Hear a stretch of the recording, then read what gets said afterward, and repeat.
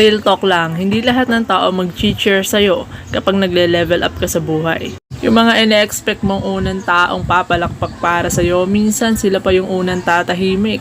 Alam mo kung bakit? Kasi minsan ang liwanag ng growth mo nakakasilaw sa mga taong hindi pa handang tumingin sa sarili nilang progress. May mga kaibigan kang biglang hindi na nagre-reply. May pamilya kang parang hindi proud kahit pa alam mong ginawa mo naman yung best mo. Pero ito yung kailangan mong marinig. Okay lang yun.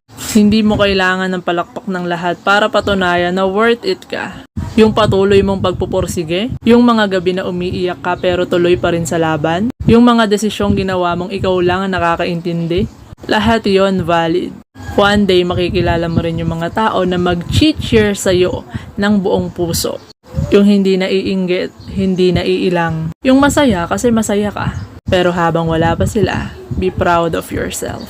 Clap for yourself. Kasi ikaw ang tunay na dahilan kung bakit ka umaangat. Kaya kung walang pumapalakpak ngayon, okay lang yan. Tuloy ka lang. At huwag mong hayaan ang katahimikan nila ang magpatahimik sa apoy mo. Ingat!